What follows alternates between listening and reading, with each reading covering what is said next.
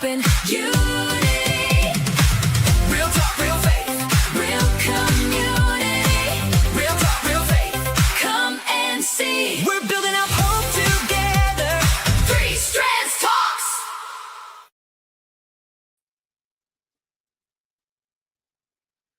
Good morning, friends. Welcome to another Three Strands Talks live stream here on YouTube and Facebook. Have you ever gotten on a bus and just wondered what the heck is going on around here? Well, I can answer those questions because I am, as many of you know, a bus driver. So today we're going to talk a little bit about the crazy things you see as a bus driver. I've seen a lot of crazy things. A lot of crazy things.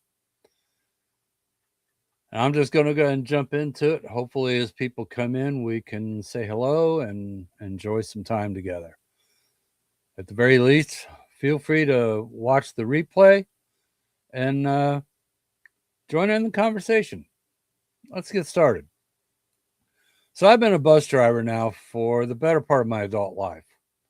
So over the last 40 years, I've probably driven a bus 20 or more of those years. But I didn't start as a bus driver. And I actually didn't start at the first place I have here on the screen. I started in a job where basically you went out, sat on a street corner, and either counted the number of buses on a particular route that came through, or you gave a guesstimation of how many people were on that bus route when they came through. There were a lot of different things we did. Sometimes we did on-bus surveys for particular routes, trying to understand what the passengers' needs were. And it was a great foot in the door kind of job, but I did work myself into being a mechanic my first time around at our local transit company. Not exactly my favorite job. I don't like getting my hands dirty. I just don't. But again, it was a decent paying job for the time that it was. I enjoyed most of my coworkers, but not all. A few of them had some input into my life as a Christian, or at least the beginning parts of it. Some good, some not so good. I think I learned from some of them how not to be a Christian, to be honest. But I really did enjoy, for the most part, what I did there.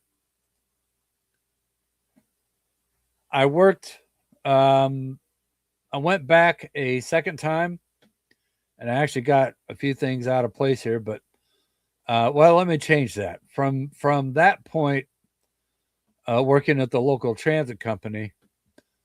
Good morning, Plum Crazy Adventures. It's good to have you here with us today. I really appreciate your support and all you do. Much appreciated. Heather Lee, thank you for stopping in. This means so much to me.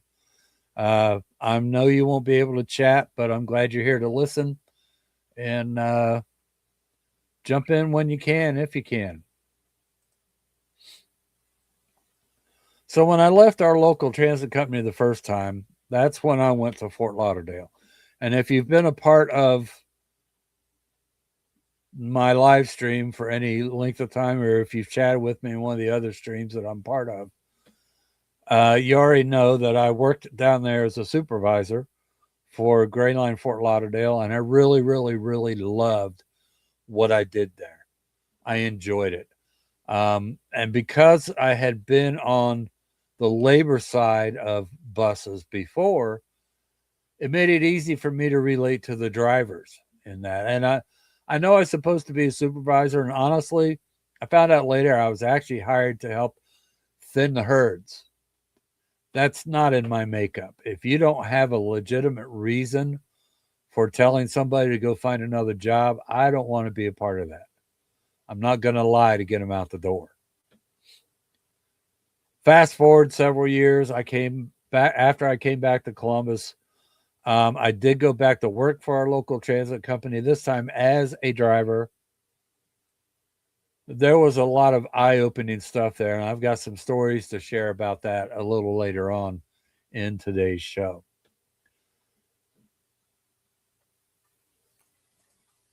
Moving on, some of the issues we have to deal with come from outside the bus as well as inside the bus. And for me, one of the biggest things I see is the crazy drivers that I have to deal with. Some of you may be some of those. If you are, I apologize. I'm not pointing fingers at anyone. This is just generally some of the things I see. One of the things I see a lot is people pull out in front of transit buses. And the sad thing about that is you cannot tell how fast a bus is going by looking at it. If you've ever gone to an airport and watched a jet plane take off, does it really look like they're going fast enough to lift off the ground? And yet they do. It's kind of the same thing. I have had a number of near misses, and unfortunately, I had one accident that involved someone who was not judging my rate of speed properly, and they will turn in front of me, or they will come around me and swerve right over into the lane I'm at, sometimes barely missing my front bumper. It is my job as a driver to be defensive, and I do the best I can. One of the things I do, especially where I'm at now, I don't speed. In fact, I rarely do the speed limit unless I really need to make up a few minutes of time because I'm running a little late. I don't see the speed limit very often.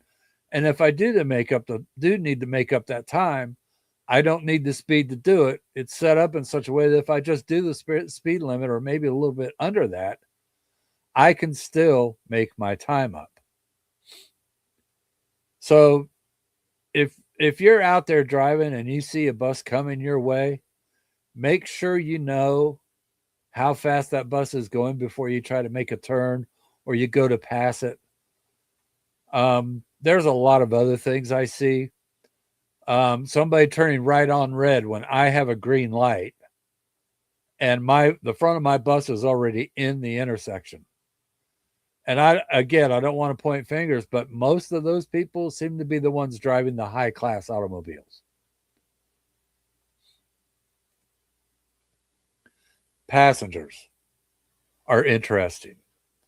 When you're driving a bus, there are a lot of things that go on. Number one, you're getting a huge cross section of humanity when you're driving a bus because you'll get people from all walks of life on board as passengers. And it's interesting to see how people will shuffle around the bus to avoid sitting near particular type of person, whatever that is. And it's really difficult because we have people that have ADA needs, people with disabilities. We have older folks that get on board that need some special attention, and they sometimes don't get that. We have people seeking information. A lot of times, the people getting on the bus, it might be their first time riding. I get that even where I'm at right now, even though I'm in a more closed system. I get people getting on my bus all the time asking me if I'm going where they need to go. 90% of the time, the answer is yes. I do my best to explain to them what stop they need to get off to go where they're going. A lot of passengers, no matter who they are lacking in just common courtesies. We sometimes have a lot of people standing up on the bus, and that creates some issues sometimes along the way. Good morning, Caleb. Thanks for popping in. I appreciate it. And people might not even say, excuse me. They just barrel their way through the people that are standing up because they want to get to a different area of the bus for whatever reason. They might need to get off, whatever the case may be. And with where I'm at right now, technically, I could let them board at the back door. I don't like to do that because I like to keep an eye on who's getting on so I have an idea who needs to get off. In public transit, where you have to pay a fare, if you get on at the back door, chances are if the driver sees you, that bus isn't going anywhere until you come up and pay your fare. And if I were the driver, I would make them get off at the back door and come back in through the front door to do so because that's proper etiquette on a bus. I mentioned we have, well, let me give you a brief tour of the inside of a bus. This was a seat that I was in earlier this week. I call it my command center. Everything I need is within reasonable reach of my seat. I can see a lot if I move my mirrors just the right way. I can tell what's going on behind me. I can see who's doing what. Some of that probably isn't the best thing to see. Yeah, I've seen some really crazy stuff. Coming up in stories in just a minute. I mentioned people coming in the back door versus the front. The front door entrance is just that. It's the entrance.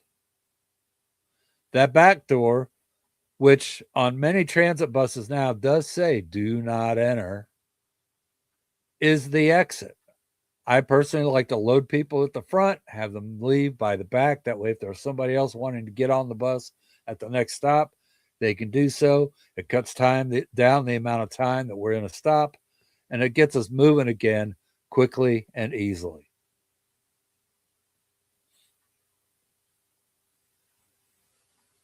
And it looks like one of my pictures disappeared, but I had a picture of the front seating area. The first 3 seats on both sides of the bus, right behind the driver, are for the elderly or for people with disabilities. They fold up. If somebody comes on with a scooter or a wheelchair, we have mechanisms to lock them in place so that they don't move around while we're driving. It can be a time consuming procedure, and having people sitting in those seats draws that time out even farther. So it can be a bit crazy sometimes.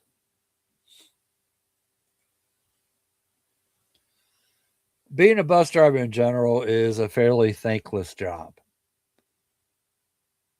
Very few passengers will even say hello to the driver. I do have some that say hi to me because I have regular riders. I know who they are. I even have some riders that if they see the bus in front of me pull up, but they know I'm the one behind, they will wait till I pull up to pick them up because they would prefer to ride with me. Good reasons for that. Not every driver is a courteous driver. Not every driver drives at a slower rate, you know. The JCs are here. Good morning. Thank you for stopping in. I appreciate you both watching and being a part of things. And I really appreciate your support. Thank you very much. So we have to deal with rude passengers all the time. It could be simple as a snide comment.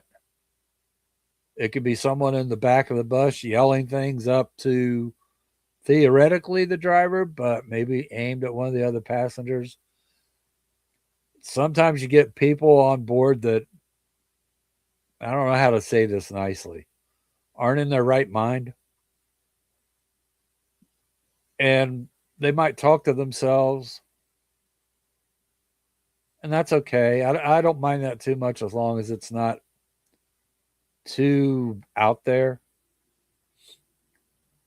We get little recognition from our supervisors. Whether you're working public transit or if you're in a more closed system like I am, sometimes the only time you hear from a supervisor is when you've theoretically done something wrong. Somebody might call in a complaint, real or imagined, and the supervisors will come to you. And a lot of times they come to you with the attitude of, You did something wrong and we're here to take care of that. Was it wrong? Don't know because I don't know what it was. Sometimes they don't tell you what the supposed infraction was.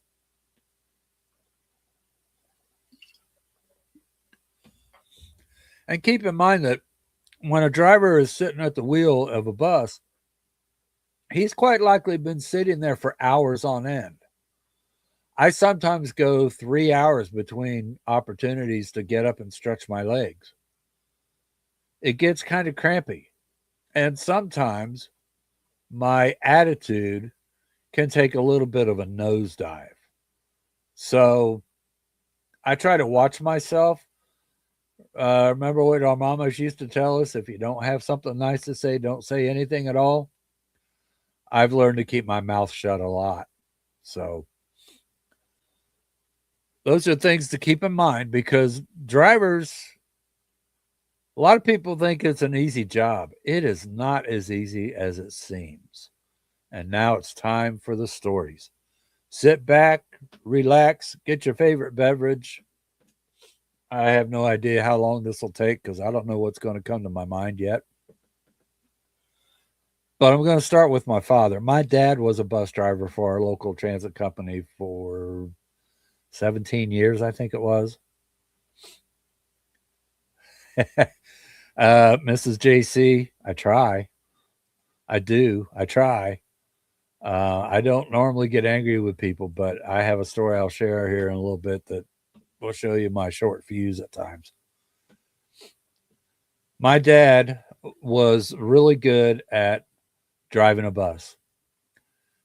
And back in the old days, and the buses we drive now are all low floor design, meaning they're almost level with the sidewalk, so it's easy for somebody to get up and into the bus.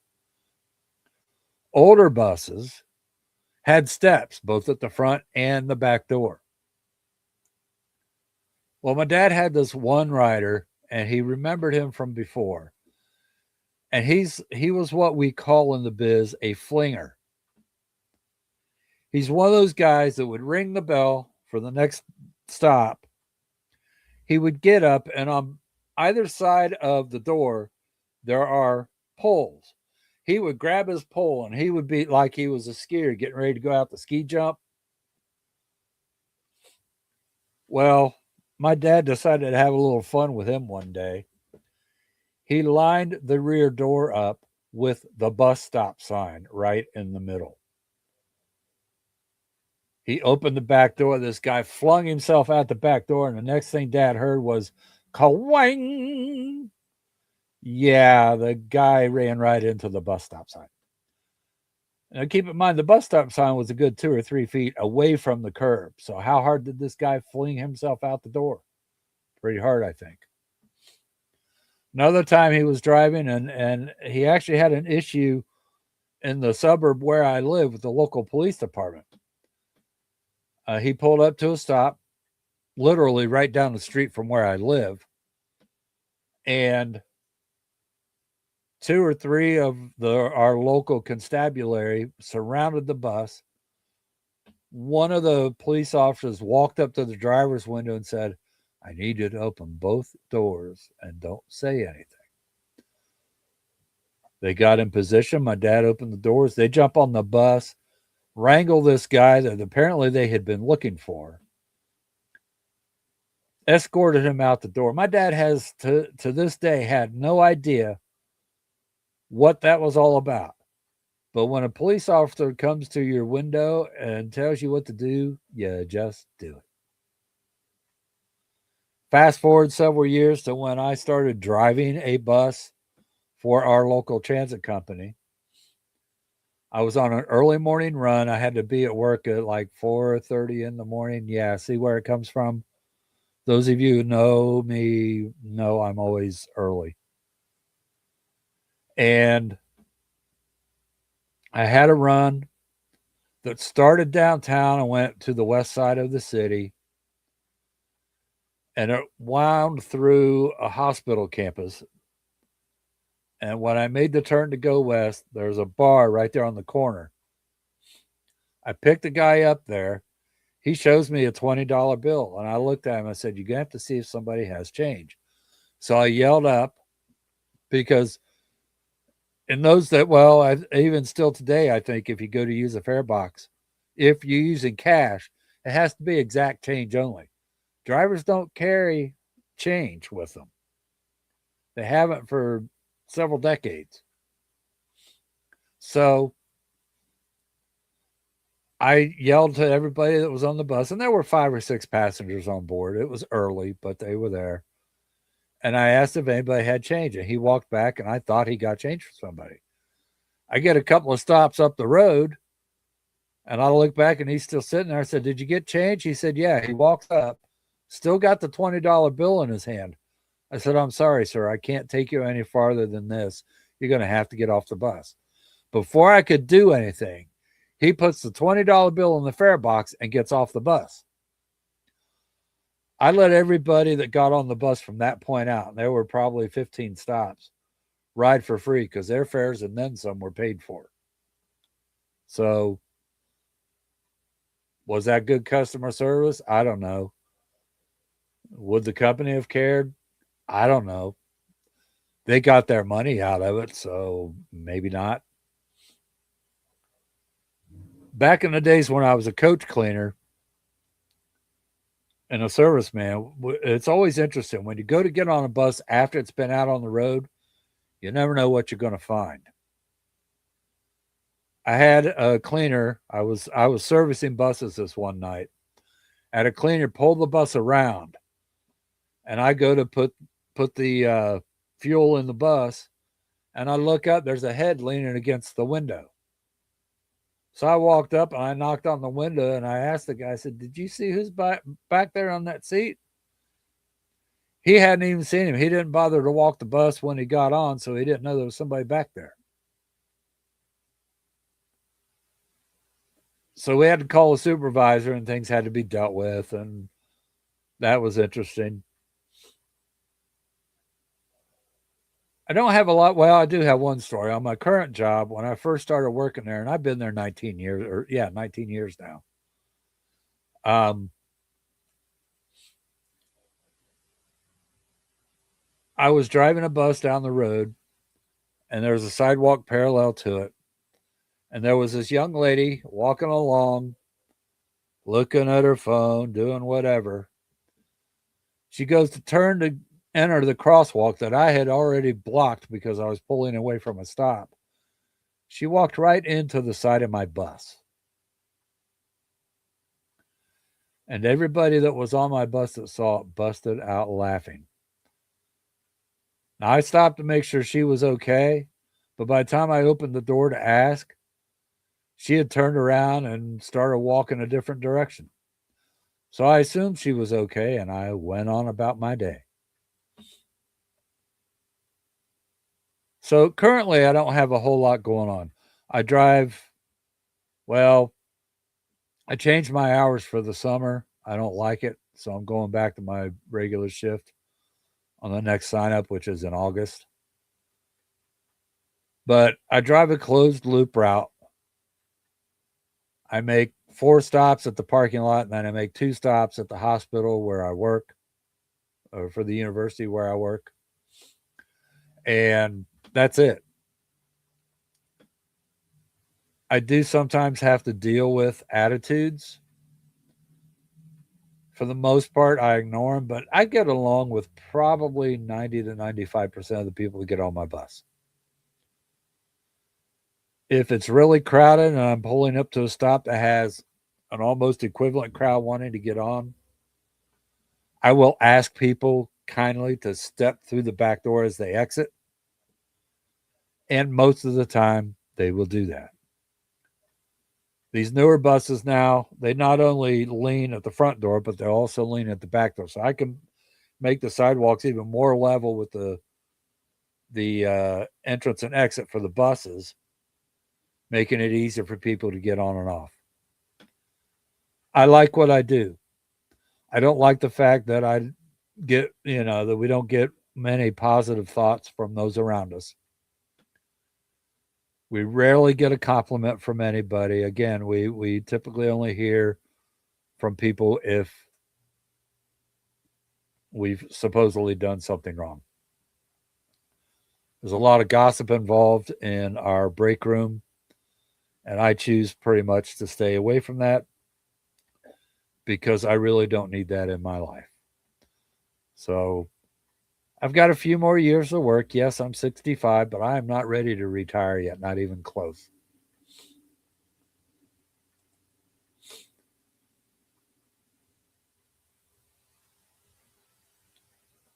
Heather Lee, don't do that. Especially in New York City. You're lucky you didn't end up being the front bumper of that bus. I'm glad you didn't. I wouldn't have your friendship otherwise. But yeah, that is actually the kind of stuff I have to deal with from time to time. It's crazy, but people will do that. They walk right out in front of a bus like you're not even there and you're moving. One of the things we've had to deal with lately, I guess this is a current event, is they've done some construction on one of our main roads, and they've done it in such a way that we can't see if anybody's coming to the crosswalks. It's completely blinded. So I, for one, yeah, I know. I was there once too. Um, I try to slow down and look for people that look like they might be making the approach. One of the areas I can see a little bit from the approach. I just can't see the actual crosswalk area itself. So if I see somebody walking that way, I just go ahead and slow down. They do have buttons to push to put the flashing lights on to let us know there's somebody there. Timing is crucial on that. Don't hit the button and then step out right away because if I'm already at the crosswalk, I can't stop. It takes a 40-foot bus, approximately 2.5 to 3 bus lengths to stop at just 25 miles an hour. That's 100 to 120 feet. Unless, of course, you want to give everybody riding your bus whiplash. I can stab the brakes and yeah, it'll stop pretty quick. It really will. But then I'd have to fill out all this paperwork for people that got injured on my bus. I don't want to do that. I don't want to fill out paperwork for that. And I don't certainly don't want to be writing up paperwork for somebody that walked out in front of my bus and got hit. Two things would happen. I'd have a stack full of paperwork to do, and I'd probably lose my marbles because that would hurt me more than I could even say. I never, ever, ever want to hurt somebody in that way. It's just, I don't think any driver does. Sure, amongst drivers, we talk about crazy stuff sometimes. But at the heart of it, it's not where I want to be. It's not the kind of driver I work to be. I just don't want to be that way. So, you know, I work hard to do what I have to do, and I do the best I can to enjoy my job. And Heather Lee, you know that I sing, that I love to sing. I don't care if people on the bus. I'm allowed to play music, and I usually play it softly. But I'm singing, and Heather Lee, if you know what kind of music I really love, yeah, I'm singing that too. So the moral of all this is if you're waiting for a bus, on a bus, near a bus, just be nice. If you're sitting at an intersection and a bus is coming your way, will it kill you to wait 10 seconds to make sure that that bus either gets past you or is stopping? I think it's safer that way. Just saying. Excuse me. Treat your drivers and the other passengers well. Just be nice. Just be nice.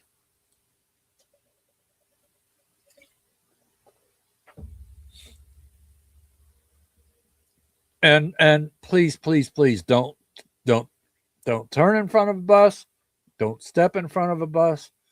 Give the bus the room it needs because it can hurt and it can hurt really bad. I told you a little while ago that I did hit a car because they turned in front of me while I was going through an intersection. I was only going about 20 miles an hour. The car that this person was driving was totaled because the angle at which he was turning when I went through the intersection. I felt bad. It was an older gentleman, at least somebody older than I was at the time. I didn't like that. It hurt my heart that that occurred. I don't want to relive that. I don't want to live something worse. And I certainly don't want any of my friends or loved ones to have to deal with the results of something like that. Whether they're friends or family with the person that got hit or friends or family with the driver that hit them.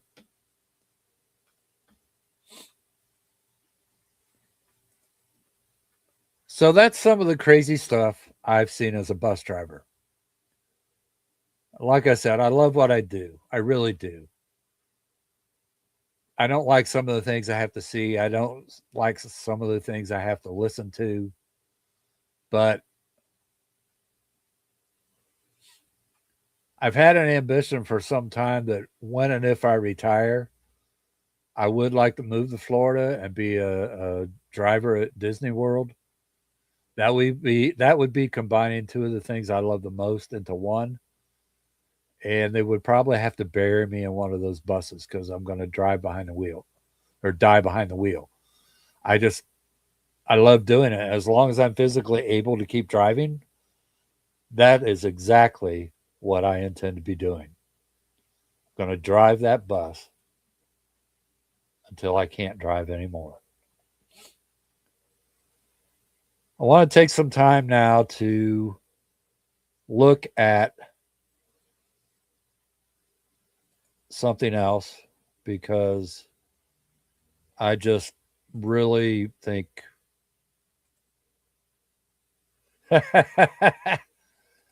I'll tell you what, Mrs. JC, when we come down for the cruise, you talk her into it, we'll do it.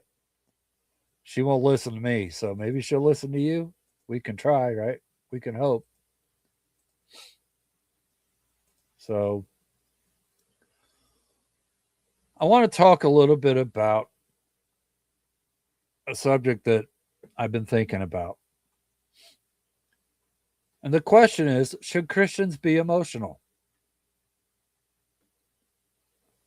Again, I want to preface this by saying I think this can apply to anybody, at least some of what I'm going to talk about, because for me, I am an emotional person. I don't hide my emotions well. I used to. I used to be able to bottle stuff up so tight, um, nobody could get through. With some of the stuff I dealt with as a child, both from my parents and from my peers, I didn't feel seen. I didn't feel loved. I didn't feel included. So it became very easy to become an introvert.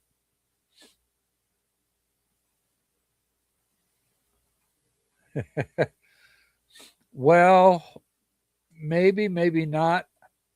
JC, I actually know a few of the drivers down there, and so far that hasn't been true. But I could see why you could think so. Yeah, Heatherly, I have a feeling you and I might share part of the same boat. Yeah, that was funny. So,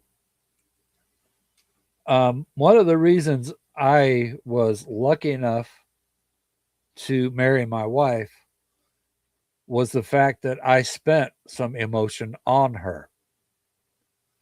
Before we were officially dating, before we were anything, we had hung out a few times as friends, we had had conversations.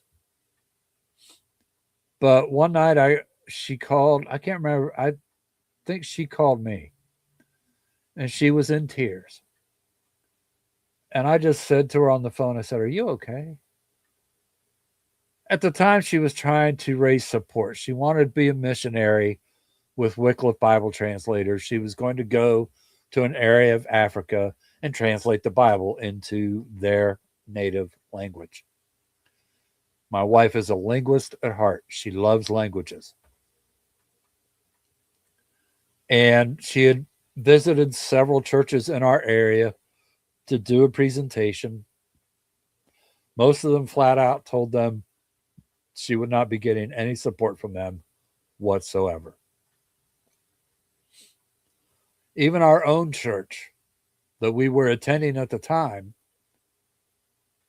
um, would only let her do a presentation on a Sunday night.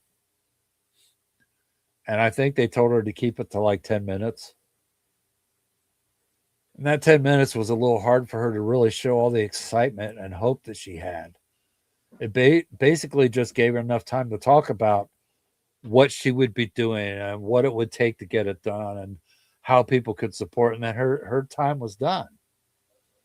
And she had one or two families from our church agree to support her, but it wasn't enough. And she was feeling downhearted and defeated. And this was like at 9:30 at night, which is way outside the boundaries as far as her mother was concerned about when somebody should be over to their house. So I told her, I said, I wish I could come over and just be there with you, even if it was just to give you a shoulder to lean on. And her response was, well, actually, I said, I'll be there in 10 minutes or less. I didn't live that far away. Um, but before I left, called a buddy of mine. I told him, I said, we need to pray. And I gave him a quick sketch of what was going on. We took a few minutes to pray because I knew how I could be at that time. I knew that in the past I'd used similar situations in a wrong manner. I didn't want to do that for her. So my lone prayer for all this was, Lord, just let me be Jesus to her. Help me love her the way he loves her. I got there. She was sitting on the front stoop waiting for me. I just sat down. I put my arm out, the right one. She buried her face right here on my chest, and I let her cry for at least a half an hour before I said anything. I kept silently praying, Lord, help me to know what to do here. Allow me to be what she needs me to be for her. She cried. She muttered a few things, most of which was not understandable through the crying. I did my best. I did pick up some keywords, so I was able to feed back a little bit when it was time. I gave her a small kiss on the forehead, like just a quick peck, nothing to it. I felt like Jesus was saying to me, this is what I would do for her. So I did. Finally, we started talking. And I offered my support. And I even shed a tear or two on her behalf because her hurt became my hurt. Keep in mind, just as a reminder, we weren't dating yet. I wasn't sure of my feelings for her. In fact, I was fighting hard not to have any feelings because I'd just come out of a really bad relationship. It was long distance, and I felt like I was the only one really putting anything into it. And that's a story for another time because it's long. But I didn't want to rush into another emotionally charged or selfishly charged on my part relationship. I think I was there a total of an hour and a half or 2 hours. It was close to midnight before I got home to go to bed. But later, after we started dating, my wife told me that that was what captured her heart for me. My being open with her about all of that made a difference. And here's my thing: I've always been told that faith is supposed to be emotionless. I don't believe that, but I had been told that in my early walk. I've been told that showing feelings when it comes to my faith, I needed to ignore them, not buy into them. But I think that was completely the wrong advice to be given. And here's why. When Jesus had heard about his good friend Lazarus dying, yeah, he wavered a few days. He waited. That's because he knew what had to take place. And the two strongest words in scripture to me come out of John 11, verse 35. Simply says, Jesus wept. Caleb, I don't have a need for a moderator. And if I do, I will choose it. You need to stop asking that question and just be part of the community for a while. But I appreciate your asking. Jesus showed the emotion of loss at Lazarus's demise. He let himself be vulnerable to those around him by shedding tears. And I don't know if any of you watched The Chosen or not. I hesitated to get into it because I was afraid it was going to be a fluffy, nonsensical interpretation of the New Testament. It's not. It's almost word for word what the New Testament says. And in the scene for this, you see the person who portrays Jesus crying. And I think I heard in an interview afterwards that he felt that emotion for real. So, um, Jesus shows more emotion when he goes into the temple. Matthew 21, 12, and 13 says, and Jesus entered the temple and drove out all who sold and bought in the temple. He overturned the tables of the money changers and the seats of those who sold pigeons. He said to them, it is written, my house shall be called a house of prayer, but you have made it a den of robbers. Some translations, I think, say den of thieves. Jesus showed the emotion of anger, and in this case, a righteous anger. I think it's okay for us to righteously be angry about things. I think it's okay as long as it doesn't burn long. Because in our anger, and I have done this unfortunately, we can hurt other people when we don't mean to. We can say the wrong words, we can do the wrong actions, but we hurt people with our words. So, yeah, Caleb, I did find out about that. And I went on and I checked the Miami departure schedule. She's not supposed to leave till like 2 a.m. tomorrow morning at this point. So it sounds like she's got a propulsion issue and they're trying their best to get it taken care of. Hopefully, they're doing something fun with the passengers that get on board.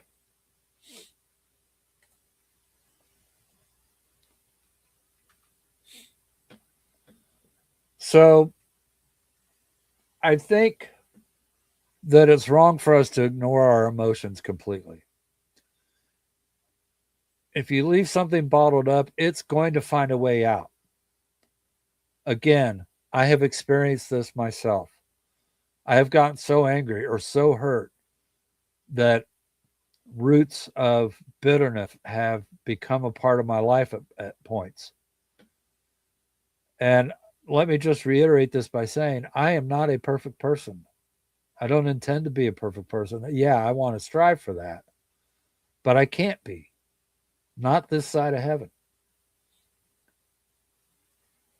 And if we're not careful, like a pressure release valve, emotions can spew out like a volcano. It can shower people with things we didn't intend to shower them with.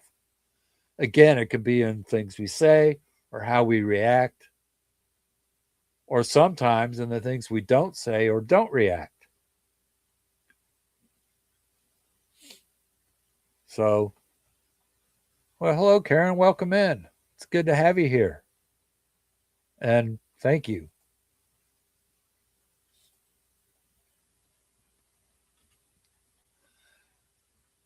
I have no clue what I'm going to do for next week yet because in the US, it is our Independence Day, 4th of July celebration.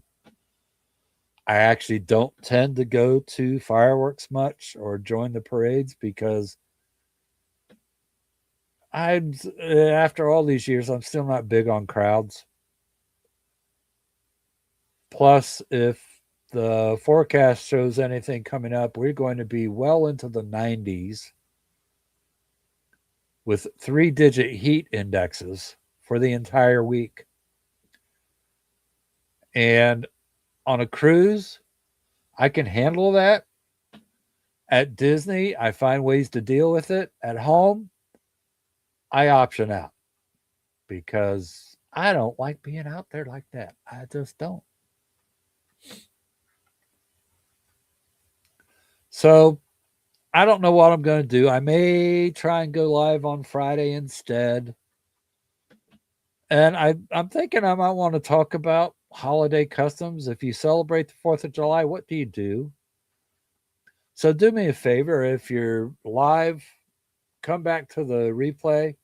Or if you're watching replay in the comments below, um, just do me a favor and leave a comment of some sort.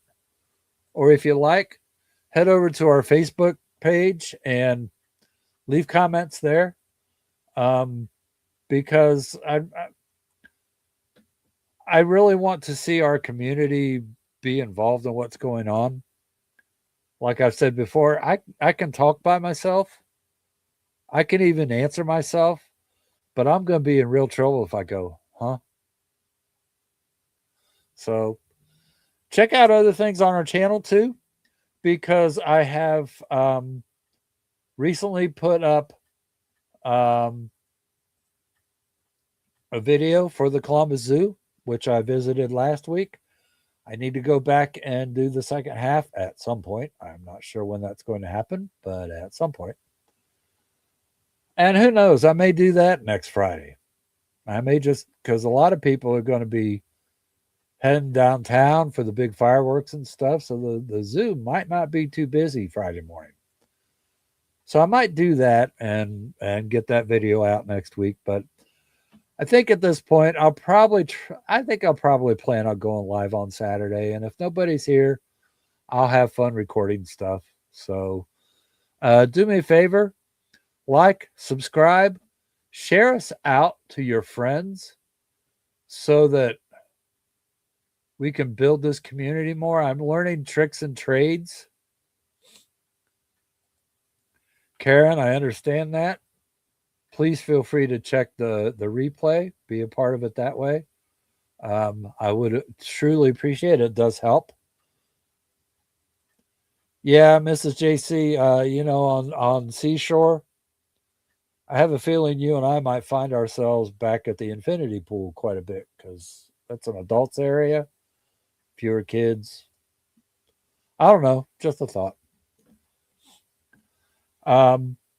If you haven't done so yet, check out Plum Crazy Adventures' latest video on the on our cruise on the MSC Seashore coming up in November. A lot of good information there. There's more that I was kind of hoping to get, but In August, I have a young lady coming on that was recently on the seashore. And some of the things I want to know are probably things that most people wouldn't think about, the little idiosyncrasies about a ship. So that's coming up in August. In a couple of weeks, the cruising clergy will be here with me talking about his love of cruises. He has only done Carnival so far. I'm trying to talk him into some other stuff. And he mentioned something about trying to do a cruise with my wife and I.